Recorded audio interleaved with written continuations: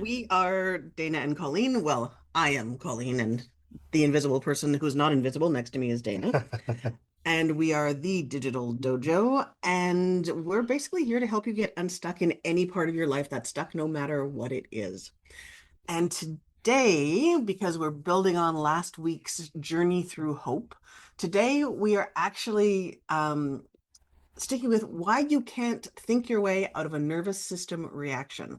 So this has been the theme of the last couple of weeks where people come in and say, oh, this and this and this happened, and I tried to calm myself down and I failed. And so, can you help me not fail? So, the challenge is when you are trying to calm yourself down with logic, you are dealing with an amygdala, a feeling fire, and you're trying to put out the fire with logic, and that just doesn't work. So today we're talking about nervous systems. Nervous systems are very valuable things to talk about. And in a simple sense, I often think of it like, why would you beat yourself up at not being able to hammer a nail into a piece of wood when you're using a screwdriver, right? So trying to fix an emotionally based, sensory, feeling-driven problem is really, really tough to do with intellectual and rational thinking and process. So that kind of sets us up to spiral in a way that just makes the thing that we're having a difficult time dealing with, that's that feeling of chaos, that overwhelm, that sense of anxiety or intense emotion, it just makes that thing feel more and more and more and more impossible and impenetrable, right? Using thinking to try to solve something that we're feeling.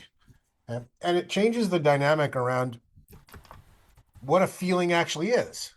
A feeling isn't just something to be solved. It's not a problem. It's actually a source of information.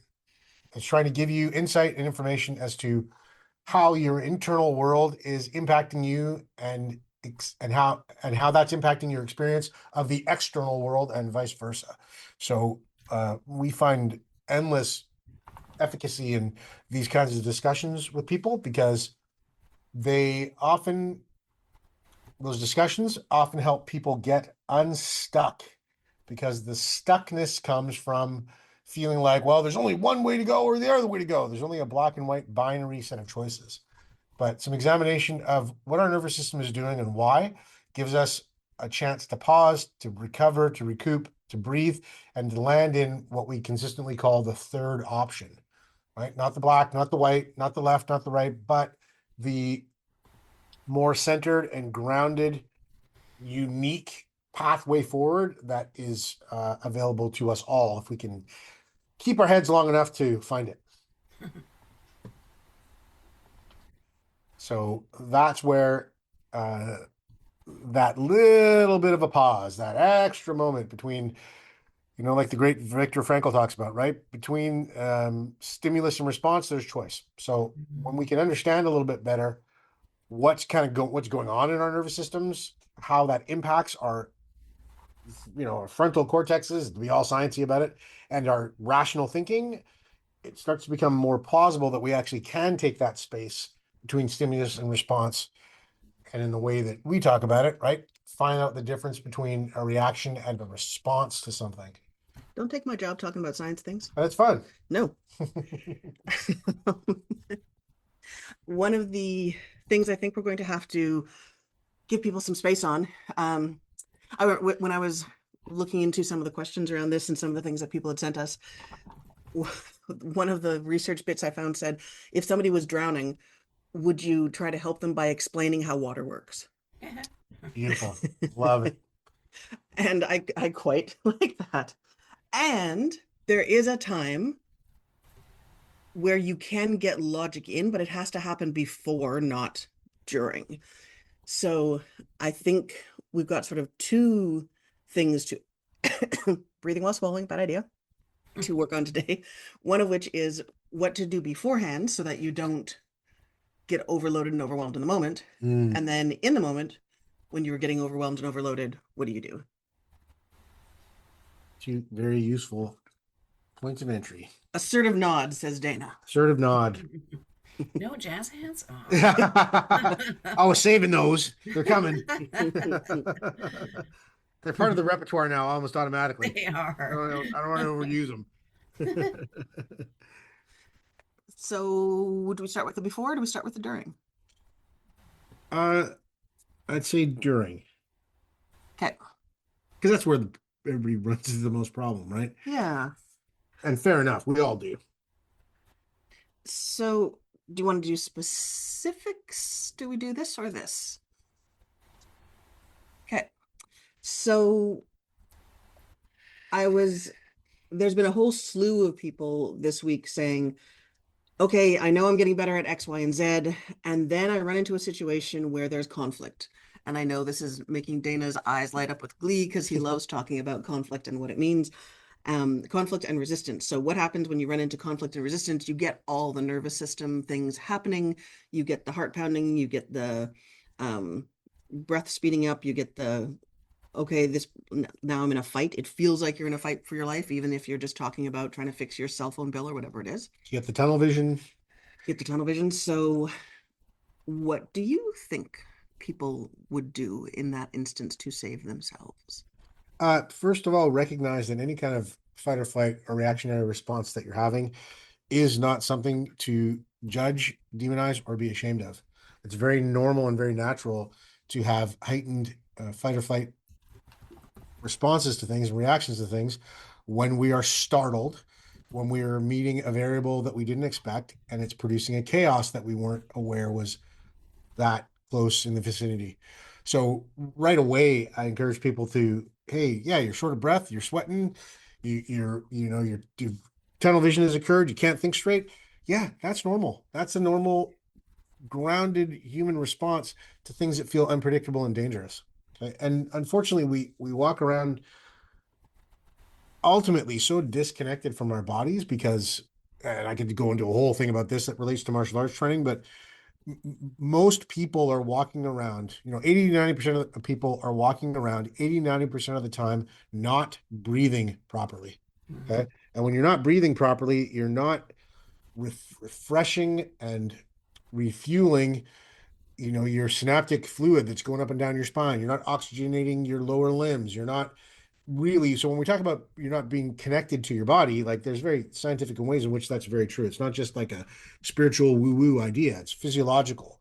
So if we can first off get into some space where it's possible that we don't have to be, judgmental or try to hide or be ashamed of our natural evolutionary nervous system based reactions to things, then we can start a whole new conversation that's going to make the idea that a feeling isn't a nuisance. It's not something to get over. It's not something to ignore or try to hide from. It's actually feelings and sensations are actually our nervous system's way of communicating very direct, very useful information to our brains. This story? Yes.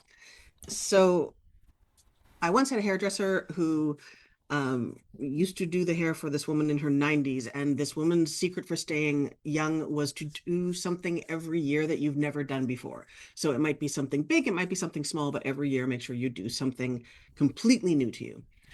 And I love that idea. I've been doing it ever since. And so one year I decided, because I don't think is Groupon even a thing anymore?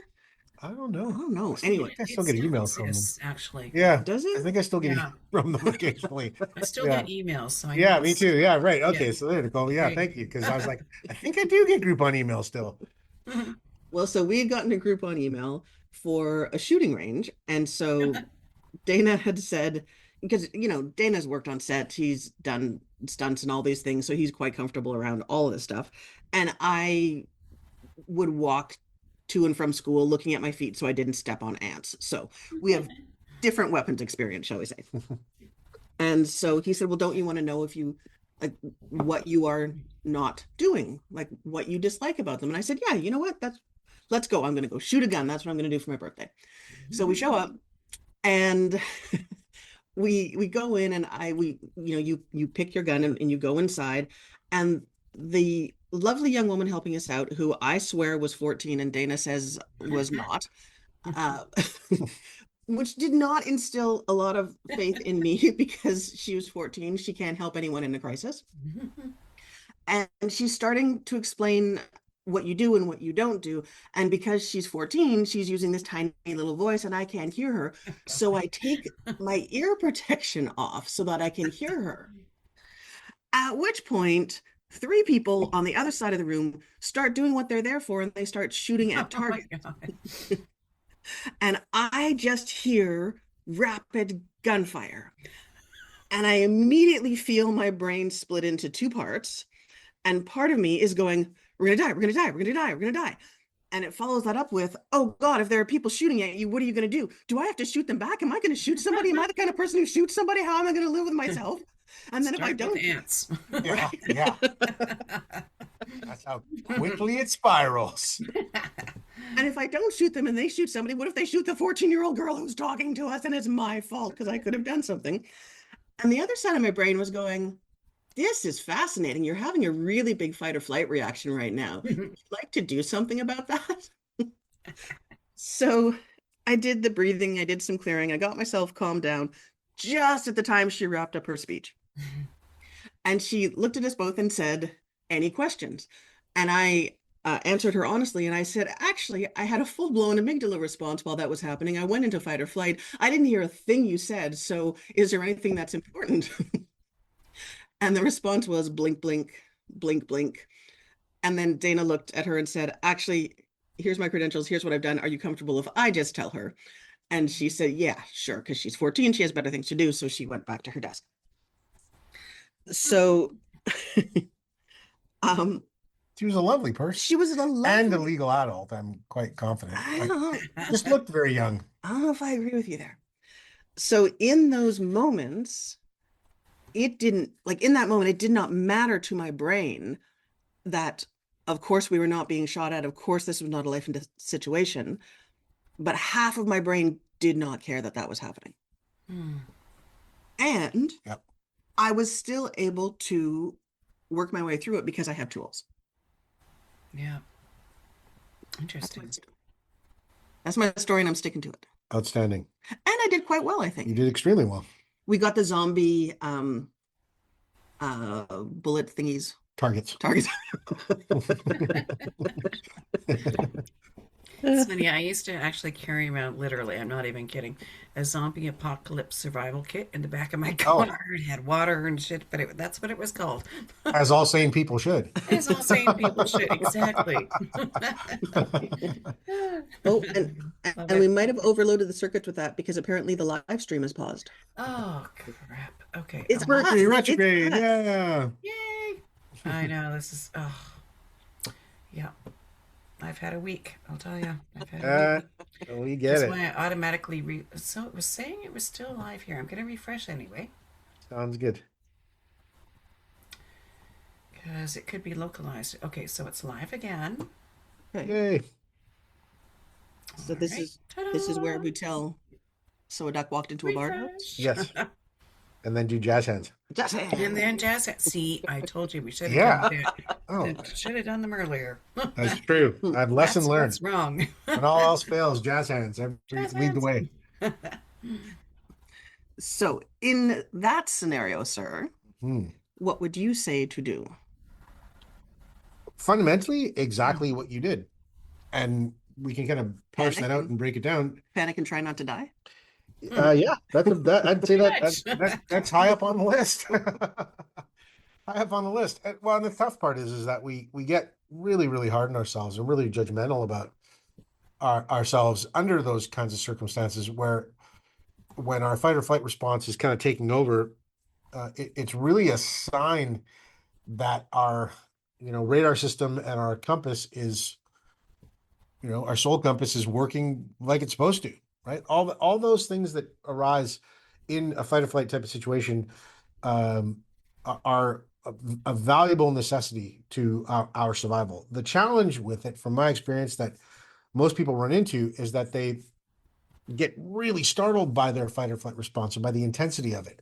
Why? Because they've not really, most people, and I have lots of empathy for this, but most people have not really ever really experienced their full-blown fight or flight response system. And when something like that hits you that powerfully, it's not that it's out to do anything but help you preserve yourself. But when you're not familiar with it, it's profoundly shocking. Right? And it's the unfamiliarity that's more shocking than the thing itself. People, I often remind people, in the dojo and outside of it, that the energy of fear is extremely valuable, and it's also a part of exhilaration and excitement.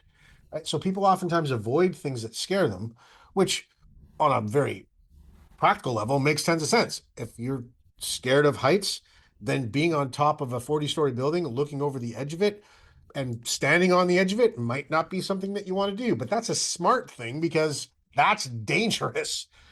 But that again differentiates between fear and the fear of fear, right? And we don't have to walk around, shocking ourselves all the time and doing risky and purposeless things to experience what it feels like to handle our own fear. But we can examine and recognize the value of understanding the difference between fear and the fear of fear.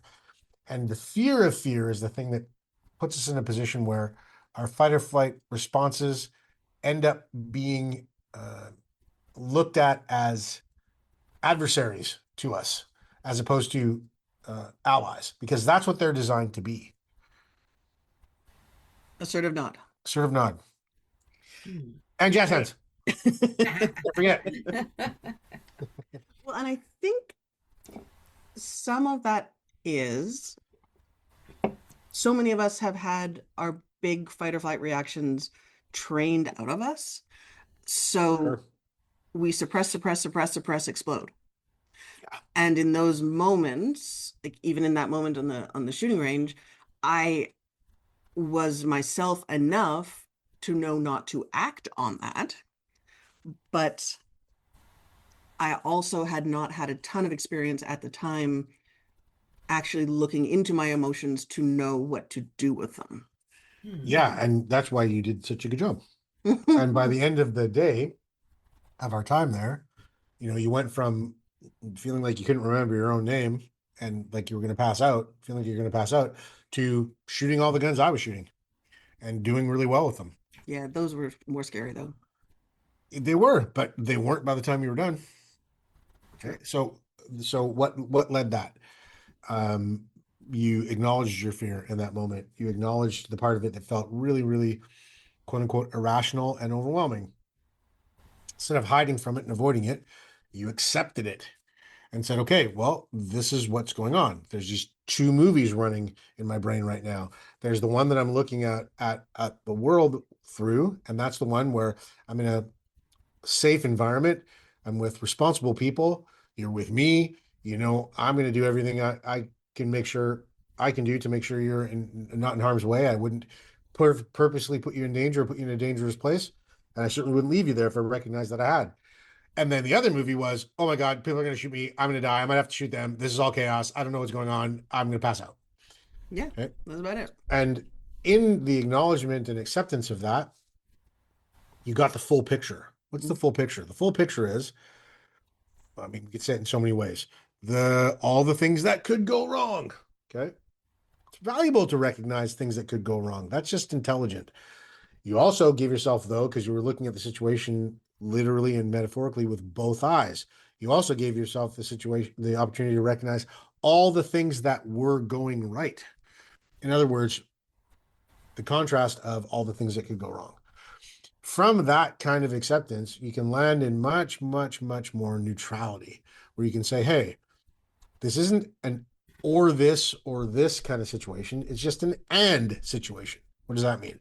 It means I've got room to be human. It means I've got room to be able to say, wow, I'm really scared. And I'm really shocked by how scared and shocked I feel.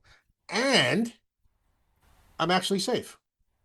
So what can I do with that? I can explore it for a minute and I can understand and try to give myself some room to address my feelings as the valuable information that they are, as opposed to trying to pretend that I'm not feeling them, judging them, and feeling ashamed of having them. And that's unfortunately far more deeply conditioned into our thinking. The idea that, oh, you're not supposed to have feelings. Oh, you should be embarrassed if you get any kind of intense sensation that you can't rationally explain to people in the moment. Okay? And whether that's been enforced upon us with intent, and we've been shamed for feeling our emotions or telling people how we feel, or just unconsciously by the rules of society, okay, that shaming becomes a big obstacle to being able to learn more about how to properly handle your own fear and your own fear of fear. And that shuts us down, disconnects us, and leaves us far less capable of trusting our own intuition. So if we're sending people home with a toolkit, then part of this that I think we want to make explicit for people is NAP, which is based on Dana's triple A, which is acknowledge, accept, agree. That's sort of the triage version of what NAP does to go back and clear things out of your life and out of your lineage. So the triage version of NAP is acknowledge what's going on, accept, get the information from it, but realize that you have every right to change the agreement. So it doesn't have to mean that, it doesn't have to result in that. So this is tool number 1 that we are sending people home with. Jazz hands. Jazz hands. This makes it so much better. It really does. I don't It does. just the extra zhuzh that just adds the right touch. Yes. Yeah, no, you're shocked. I'm sure you're shocked I have more to say, but What? You have more to say I about also didn't want to AAA? interrupt. Please go Okay, ahead. cool, thanks. But yeah, it's really kind of that simple. And why that whole dynamic works the way that it does is because it's all the A words, right? Acknowledgement and acceptance actually build awareness. So in other words, when you acknowledge something, you have more awareness of the potential for it to impact you. When you have more awareness of the potential of something around you to impact you, then it's not as big of a leap to feel comfortable when you accept that that thing is impacting you. Okay. And where people get tripped up is because we're taught that avoidance and denial are the best tools to use to cope with life. Right? And to some degree, that's true, right? We hear the noise banging under our hood in the car as we're driving, and we're busy and we're stressed and we're trying to get somewhere and we've got lots to do that week. So, sometimes we just kind of go, yeah, I'm just going to pretend I don't hear it. And I'm just act like it's not there. Okay. And we all can be put in a position where we feel like the only thing we can do is cope with something, right? And we just kind of endure it until our tolerance runs out or the thing goes away. I'm not crying that out or putting that down in any way, shape, or form, but we can all recognize that as a long-term strategy, avoidance and denial isn't really a proficient approach. Right? And at some point, you're going to run into something in life that you have no choice but to acknowledge and accept. Okay. And if we can remember that in the acknowledgement of something, in the acceptance of its presence and impact, we have much more awareness. In other words, we have much more understanding of what that thing is or isn't. Right? When we can have that awareness and have that understanding, and what ends up happening is we remove the fear of that thing in terms of the unknown. In other words, we demystify it. We take the mystery out of it. That process is really, really, really powerful because it helps us understand what we're dealing with and why we might be, should be, or shouldn't be afraid of it. Okay. And that's where this idea of making a new agreement comes in, right? We get to decide, well, I no longer have to stay in the vicinity of this thing to be continually impacted by it in a way that doesn't feel good to me. I can take an action. I have a choice. I can approach it a different way. It just reopens up the connection between choice and awareness and the power of those two things. Because when you, let's say, do the opposite of acknowledge and accept something, what you're doing is you're avoiding and denying. Right? When we avoid and deny, that takes a lot of energy too. We got to focus on avoiding things and focus on denying them. And the problem is that as we spend that energy, we're actually giving that thing that we're trying to avoid and deny more and more and more power. Why? Because we're staying in more and more mystery and ignorance about it. We're not learning about it. We're not understanding what it is. We're not understanding, very importantly, also what it isn't. And that leaves us in a place where now we have less awareness. And with our dwindling awareness, we have fewer choices that we can see and feel available. And then that thing is still affecting us anyway. So, that old adage of the quickest way out of something is through it is, Isn't the adage the only way out of something is through yeah, it? there you go. That's probably even more true. Okay. Is part of what fuels this idea that in the moment, at every moment, if we acknowledge something, if we accept it, that we can build our power to have a new choice about it. And that's kind of the thing that we want to do in the moment that we're feeling that overwhelm and that rush of fight or flight, right? Like you said, that's the triage portion. Yeah. So do we do a question? Because I had people send me questions earlier. Yeah, that'd be great. I was thinking too, especially if they're in the direction of like, okay, well, what do we do? That was my sort of answer. That was my answer, jazz hands included, about what we do when we're in the situation. Right. And you talked about what we do before the situation, which can directly impact how we learn and get the new tools to figure out what to do when we're in the situation. So, I'm just sad that you're not excited about this. yeah, I'm super bored. Yeah. Yeah, Yeah. I don't want to talk about this at all. Quiet. Rather be talking about jazz hands. Come on.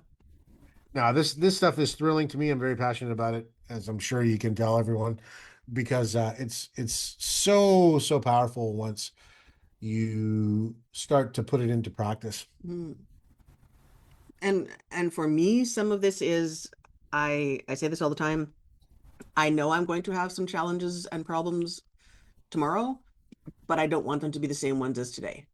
Mm. I want to be further along because that's the name of the game is how far can we get while we're on the planet, right? How Mhm. much can we explore? How much of ourselves can we become? I think some of this for the before too. I mean, we work with a lot of women. We work with men as well, Mhm. but women tend to be more open to quote unquote self-help, self-development work. Woo-woo stuff, as it's often called. Yeah. So I would say probably two-thirds of the people we work with are women. Yeah, certainly. Hmm. And At times it's that high, certainly. so when we're talking about working with disenfranchised groups and people who have had traumas through their lineage of not having any power to speak of, then of course what's coming up is Mhm. just do your best and try to ignore the problems because you didn't have any power to fix it. Mm. So people who are in this situation get to not feel bad that they are reacting and not responding because that's been built in for generations on generations of that is your best chance to survive. And sometimes your only chance to survive. Absolutely. Yeah. Yeah, and sometimes we just have to cope with the things that are being imposed upon us to the best of our ability until we can get a space, until we can get to a new perspective and a new opportunity to actually handle them. Right. So, And sadly, you would not ever understand that as a man because you don't have any black people in your heritage who zero. Yeah. also I just felt have a great tan. That's what's going on. Just tan really well, even in the winter months. It's amazing. which PS, and then I want to hear what you were going to say. Mm, But PS is also part of what I find quite uplifting because you don't have to look too far back in anyone's history to find a place where they were disenfranchised. mm. So we really do have more in common for understanding each other there Yes, at that place absolutely. if we just take a moment to get there. Yep. And So, now back to you with sports. did you want to do the question? Is what I was going to check in on before I said anything. No, why don't you do the before thing and then I'll do the questions. Yeah. So in the dojo, oftentimes we say that, you know, um, uh, it's very, very quaint little saying, but everybody's a black belt till they get punched in the face. What does that mean? That means that there is an important role of what we're going to call the ideas of preparedness and readiness, right? And this is part of where a lot of women are really excellent students in the dojo because they listen and learn, generally speaking, at kind of a faster rate than men, because they automatically recognize that most of the time they're probably going to be at a physical disadvantage. And the thing that's going to level that physical disadvantage is technique. So they listen and they repeat things in the way that you show them to try to learn, and they learn very fast. Whereas I am shocked, and I say this in a very humble way, I'm shocked at the amount of men who automatically think they can fight. It's amazing to me. They've never spent any time training. They have not ever picked up, been on a mat or hit a punching bag or put on some gloves. But I think because men recognize that generally we're physically bigger and stronger, and generally we have an easier access to our anger and aggression side of fight or flight, they automatically think that they can fight. So where that saying of everybody thinks they're a black belt till they get punched in the face comes from is uh, that under pressure we fall back to our highest level of training. So in other words, if you spent a lot of time training when you are under pressure in a physical confrontation, a violent situation, you will resort to the highest level that you trained to. Okay. If you've never done that, if you've never prepared yourself or had readiness for a real world violent encounter, then you have no training to fall back on. Okay. That's where the before aspect comes into play. Because I can guarantee you that what people think they'll be able to do under pressure of a violent situation is vastly different than what they actually can do, especially what they can't do in circumstances. So, in other words, the pressurized fight or flight intense situation, this isn't just in terms of physical confrontation, just in general, emotional intensity. If you haven't practiced being there, you're not going to know what to do. And being in the situation, in other words, you don't want to learn how to fight. If we're just talking about a physical sense, but the metaphor extends itself. You don't want to be first realizing that it's valuable for you to learn how to fight when you're in a fight. That's the last place you want to learn it, because your ability to learn in that environment is very debilitated. Okay? The margin of error is very small. The learning is very costly and very painful. Okay? So that's why we want to practice those things in an environment when we can be calm, can be open, can be slow and methodical, can really examine what the situation looks like before we get into it. Okay, so if we take this back to the questions then, because some of the questions people were sending in, um, why does my partner's tone of voice set me off immediately? Why do I get defensive in arguments when I don't want to be? Why do I shut down during conflict? So most of us train for fighting emotionally Mm-hmm. in the moment when we're fighting. Mm-hmm. And then we either kind of block it out, or we're just so kind of traumatized by it that we don't do it again until the next time we blow up or they blow up. Yeah, absolutely.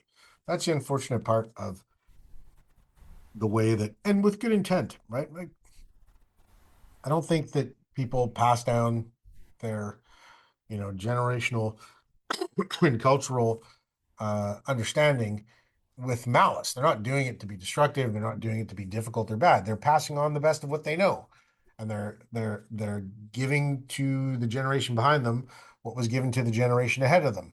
And most of the time, even as erroneous as that can get, the intent is, well, I want you to do better than I did. But unfortunately, that phenomenon that you just described, Call, is anchored in avoidance, right? So we're not going to practice having hard conversations and learn how to have conversations while things are calm, because we are just going to white knuckle it all the way through and avoid a hard conversation until it's absolutely necessary, until we have no choice about acknowledging and accepting that its impact is powerfully negative and is happening right in front of our eyes. That's not the time to practice. So I agree. And of course, Dana and I never fight or have disagreements or hard conversations because I'm a delight. And I'm a magical wonder. You are a magical wonder. But if Definitely jazz hands to that one. but if Yes. hypothetically,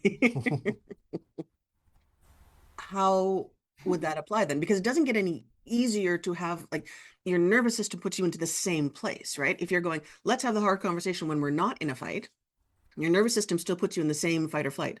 And I don't care, I say this all the time, I don't care if you're the Dalai Lama crossed with, you know, Mother Teresa and Albert Einstein. When your amygdala takes over, it's got one setting, and that setting is run for your life or Fight to the death. fight to the death or tape the alligator's mouth shut if you can. Like, that's it. Also, P.S., one of the uses of duct tape. Guy in Florida It's true. saved his dog by duct taping the alligator's mouth shut. Do you know that that's Wow. because Mhm. alligators' jaw muscles are designed to bite down but not open up? I So they're did. very weak in one direction and very strong in the other. I did know that. Yeah. Good old duct tape. Safety tip, Jazz. Very. If you go to Florida, bring your Yeah. duct tape, folks. All my Florida family, hi. Uh, So in that moment, that one setting of, oh crap, oh crap, oh crap, I'm going to die, which even if it's not saying that is what it feels like. for sure.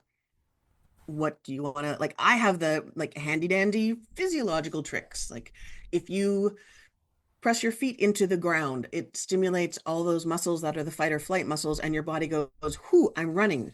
If you even close your eyes and Awesome. picture yourself running or picture yourself fighting, that will get you through a reaction like that, because your brain and body do not differentiate between things you see outside your head and things you see inside your head. True. That's why we can be moved by movies. That's why we're not ever watching the end of Stranger Things. We're on the series finale now, and we haven't gotten to it yet. We've been on the series Yeah. finale for a month Yeah. because I'm too stressed. It's too much. So if you can, in those moments, close your eyes, picture yourself doing whatever you need to do, your body goes, hooray, I fought the big bad thing and I won, or hooray, I ran away. That's going to do some good. Even if you just move your legs a little bit like you're running while you're seated, which you could do on a Zoom call. You don't necessarily want to do in a fight with someone, because, you know, when you're talking to your partner and you are making little running gestures with your feet, they might wonder. Very true. So physiologically, there are things you can do. What's your answer? Really simple. Train yourself. Many people have, I don't really talk to people too much about martial arts training unless they're interested in it. If they express some interest, I'm happy to answer questions and I will happily discuss the night away with them. But what I've learned and noticed over the years is that a lot of people's response to martial arts, because they don't necessarily understand what it is and what it isn't, they think it's just about fighting when really it's about peace. And they're like, well, why would I want to learn how to do that? I'm never going to be in a fight. Like, that's never going to happen to me. I'm like, well, what if something went down? Well, it just won't. So it just wouldn't. It anchors for me in a very, very practical and powerful way just how deeply in avoidance people are, right? And that's not me being negative or pessimistic or, oh, the world's a dangerous place. You got to fight, right? But things can go down. They just can. And we've all experienced something in a physicalized way. Maybe it didn't escalate, but we had the feeling that it might or could, because we've all experienced our fight or flight response, right? I want people to consider the possibility of applying the same attitude towards, their an argument with their spouse or a difficult conversation with a coworker or a boss. Okay, if you never contemplate the possibility that you might one day be in that situation, then you're going to avoid learning anything about how to handle it, right? And then you put yourself in that really precarious place where all you can do is practice while it's occurring. Or you do what I've always done before I met you, which is you have the fight. Yes. And have the fight 16 times in your head before you actually sit down with the other person. That's kind of what I was getting to, though. No, but I'm but saying it in a bad way. Yeah, but I'm saying the positive side of that, right? Because we used to have that conversation, remember, where I'd say something in my head and then you'd respond the wrong way, and then I'd get more upset and then you'd respond the wrong way. And then by the time you got home, I'd go, I can't believe you don't want to go do this weekend. And you would go blink, blink, blink, blink. That's like if I get in trouble for something I did in your dream. That's pretty awesome too. I wasn't even there. It was your dream. That's another topic. We'll talk about that later. But you know what? Even in a non-humorous sense, like all of those things are connected to, I think, what the fundamental of, at least how I'm approaching this tonight, is pay attention to yourself, right? Like listen to what your feelings are, listen to what is coming up in your mind and your thoughts. And I know that can be, really challenging and scary. And oh my gosh, no, I can't think that, and no one can know that I maybe thought that. Um, but here's the thing: we all are there, and um, anybody who tells you that they haven't been scared by their own thoughts sometimes is not telling you the truth. So, in that um, preparation state, in that state where we're trying to build up some readiness to like go, okay, well, what if I was in that position? What would I do?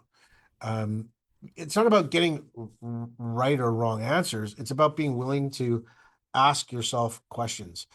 The thing that I found that is most uh, powerful in a person's ability to control their focus uh, when they're under pressure and feeling triggered and reactionary is self-knowledge. Right? You got to know yourself. And the people I know that know themselves really well ask themselves lots of questions. And they don't have to wait for anybody to ask them questions. They explore themselves. And the reason why I think that that's so important is because people who know themselves are also slower to judgment. Like people don't judge as quickly when they know themselves. Why? Because they can put themselves in other people's shoes. What's the value of that? The people that are fixated on the idea that, oh, I would never do anything like that to anyone, or I would never act that way. Most of the time, we'd hope that that's a statement of character, but really oftentimes it's a statement of ignorance and unawareness because you can't tell how you would react for certain in any given situation until you've been in it and unless you've been in it. That's my story from being in the States, right? Mm-hmm. Do we have time for a story, sir? Uh, Holy cow! How's the time that's gone so far? Well, add time on. Go for it. Yes, yeah, it's a quick one. Yeah, no, it's great. I'd love to hear your story, but I was just like, what? How is it that time already? So my mother, who had just hurt her knee, my very pregnant sister, and my very young nephew were had gone to the States for a family thing. We had driven down and we were driving back, and we had stopped into a large department store for whatever reason it was. And as we all were sort of looking for the thing that we were looking for, we all heard a scream or a yell rather, and we turned and I saw a man dragging a child down the aisle that we were in. And the child was struggling and screaming, "No, let go of me." And he had the same little haircut as my nephew and the same little red shirt and jeans and white runners as my nephew. And they're halfway down the aisle. And we all gasp. My sister is very pregnant at the time. My mother had hurt her knee quite badly at the time. And I have zero martial arts training, and I still walk around ants at this point in time in my life. And it was very clear to me in that moment as I sprinted down the aisle. And I remember sprinting and thinking, it is really too bad that I have to kill you. Like, I'm super sorry that I have to kill you. It's kind of on you. I might even get away with it because I've got a really good track record of walking around ants. And when I tell them that this is what you've done, they'll find out you're a really bad person and you've probably done this before. And super sorry, you have to die now. And when I got to them with no plan, by the way, and I grabbed the guy's arm and swung him around, and the look on my face must have outweighed the fact that obviously I didn't know what I was doing, because he just looked at me and held his hands up and said, it's my kid. I didn't give him the toy you wanted. It's my kid. Tell me that, honey, tell the nice lady that you're my kid. And this kid, who was not my nephew, was like, yes, he's my stupid dad and he wouldn't let me get my truck. And I was like, okay. Now, my nephew apparently had thought it would be really fun to play hide and seek, so as we all turned our heads at the same instant, he ducked behind a rack of clothes and was still hiding, giggling to himself. But in that moment, if you had said that anybody was the pacifist of all pacifists, it would have been me. And yet in that moment, that was cold rage. I was quite clear. Yep, that's why you didn't pass out at the gun range and ended up figuring it out and shooting some bigger guns than you were scared of the ones that were going off around you. So that definitely deserves some jazz hands. But it's a perfect example of what we're talking about. I love that story. And it's also part of the reason why you got your black belt.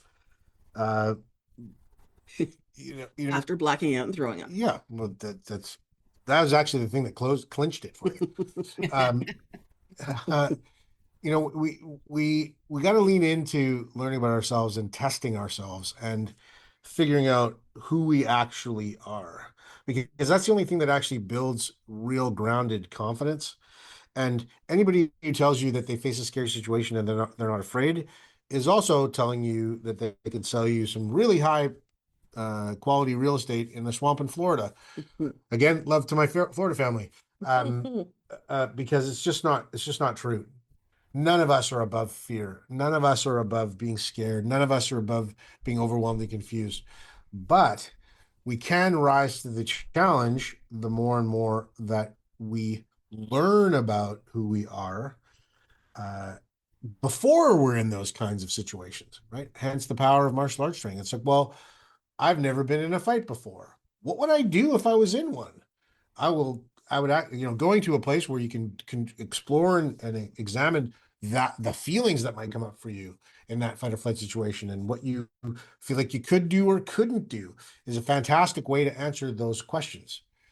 And I think that this applies to the same kind of differentiation we're making between, like, well, what do I do before I'm in the argument with my coworker? What do I do before I'm in the altercation with the guy that, didn't follow the person on the right goes first rule at the four-way stop? Like, all of those things. And that's not anybody looking for confrontation. Those are just things in life. If you're not out in life and creating and solving problems, you're not really participating very much. And all of those things are the reframe for why it's so important to have some understanding that there is a different dynamic that occurs in the way you think about something before you're in it, and how you might feel and act when you're actually in it. Well, and some of that, if we want to go back to the neuroscience, because who doesn't want to go back to the neuroscience? Jazz hands. Jazz hands. Nerdy jazz hands. Is we think we remember things, but actually every memory that we have is sort of like a photocopy of a photocopy of a photocopy. So when we remember things, the things we focus on, we sort of draw those lines in darker before we copy it, and the things that we don't focus on start to fade away and get blurry, which is one of the reasons why some people will have very clear memories of certain things in their childhood. I've been having some great conversations with my sister from the radio show, which, I mean, we often have great conversations, but we're starting to become more aware of how very different our memories are of our childhood. We just remember very different stories. Interesting. And yeah, and I mean, we're less than a year apart in age, so it's not, oh, she was 10 and I was 4, so of course she remembers this and I don't, or vice versa. It's the same exact things that happened, and I'm remembering certain things and she's remembering other things. But I was the I was the most scared little kid in the world. And so a lot of the things that I remember are those heightened moments that I've gone over and over and over again in my mind. Because when you were saying a lot of people haven't been in a situation where they felt that their life was threatened. When I was a little kid, I always felt like I was in a situation where my life was threatened. And probably like 3 of them were actually dangerous. Because so many things would happen, and my little heightened brain would go, this, and I'm going to die now. And then I would quietly cry or settle in and wait for the wolves to eat me or whatever it was. When the positive aspect of this is, one of the things that we can do if we're picturing, oh, that guy honked and yelled at me in traffic and I didn't do anything, what's wrong with me? I'm terrible at conflict. We can go over and over in that, choose what we would do, in something that feels like a healthy conflict way, or one of the questions, why does my partner's tone set me off? Mm. We can go over that and go, okay, in a perfect world, what would I do? I would ask this, and then we run that scenario. I would say this, and we run that scenario. What happens if they react well? What happens if they react poorly? We run that scenario. And each time we're strengthening the lines in that photograph with, oh, I'm handling this really well, actually. Because no matter what they do, good, bad, or other, Mm. I'm still coming back with some calm. I'm still coming back with curiosity. I'm still coming back with, my line, which is, hey, I love you. I want us to get this sorted out. Let's just go for a walk, calm down, and sort it out. Assertive nod. Sort of not. Yeah, I mean, you articulated that so well, and I'm not surprised by that, but I was caught really listening to you and going, "Oh yeah, that's cool. I like that." Like I'm just learning as we're talking about this because I've got my perspective, but it's always wonderful to hear everybody else's I don't because feel like you were afraid of everything when you were a kid. You were just afraid of normal, Mhm. scary things. uh yeah, I think on some level, but that's because there were quite a few elements in my childhood that were already pretty terrifying. So I was dealing with those. But we say at the dojo all the time, right? The more you survive, the more you learn that you can survive. And I think what that describes, or at least how we mean it, is that, and again, it's not about being negative. It's not about looking for problems and being pessimistic and all down, but it's about landing in a place that says, okay, I hope I'm never in this kind of a situation. But if I was, or I found myself, or someone that I loved or cared about was in that situation, or someone innocent that was in that situation that I happened to come across, what would I do? And I think the that lesson is really, really powerful because it's given me some insight to uh, not shrink away from things that I don't understand. And I don't remember exactly who said the quote, but it might have even been Einstein, but there's a quote that I love, which is along the lines, I might butcher it, so forgive me whoever said it if I'm getting it wrong. But the idea that life shrinks or expands in direct proportion to your courage. So the more courage you have, the more you understand your fear and the fear of your fear and how to handle those because you've allowed yourself to feel them, the more expansive your life is. That to me, it's my own interpretation means, oh, you're going to realize that there's way more choice and way more opportunity for you in the world. And as you approach the world, that opportunity and choice and feeling of freedom is going to expand. If you avoid life and all of the elements that life can bring, the hard ones, the fun ones, the positive ones, the difficult ones, the unexpected ones, if you avoid those, then your world shrinks in direct proportion to where you avoid and let your courage become something that you don't experience. I believe that was Anisin. Anais? An Anais? A, Snin. An Anais. A, actually. Anais. That's Yeah. Ananin, by the way. Yeah, cool. Thank you. Oh, you found it. I did. Nicely done. Thank you. Yeah, that's where I think that saying of, well, the more that you survive, the more that you learn you actually can survive. And I see it all the time, and I've seen it for decades where people in the dojo are going through this powerful transformation of, hey, I didn't think I could do that. Whatever it is. Was as simple as I didn't think I could like tie my belt on my uniform properly.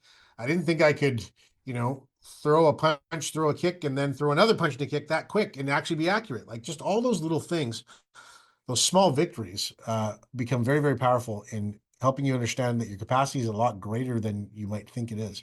Okay, so a key part of that then is when you are preparing ahead of time and going Mhm. over this in your head, what a lot of people do is they make the mistake of going overblown. Because I've had people come into the office right after something's happened. And they're, you know what I should have done when that guy honked at me? I should have Mhm. walked up to him and dragged him out of his car. And I'm like, no, you shouldn't have. That's not a good plan. They did a study with the Russian women's basketball team years ago, and they taught them a new layup, I believe. I'm going to pretend I know. Go sports games. Go sports games. Thank you.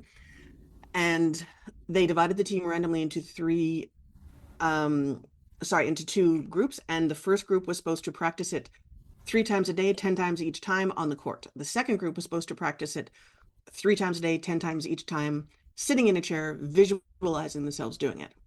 After a week, they came in, they had independent judges come in and they assessed which women did the layup best. And the women who did the layup best were the ones who hadn't been on the court doing it.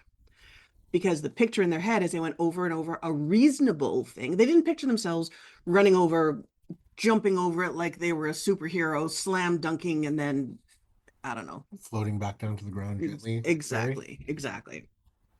They just picture themselves doing a reasonable thing well.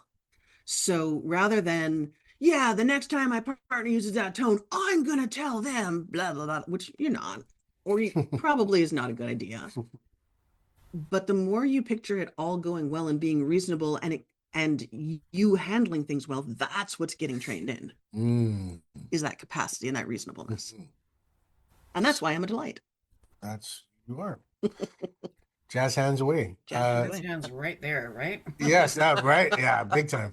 Yes. And that leads us to, we now have 4 minutes left. We have 0 minutes. Our minutes disappeared really quickly. I know. I can see Dana's brain is still thinking. You can tell me afterwards. I'll put it in a newsletter. Maybe it'll be in our shameless plug. There you go. Shameless. Well, it's time for that. So let's go. Yes. What would you like? How do we fit this into our shameless plug?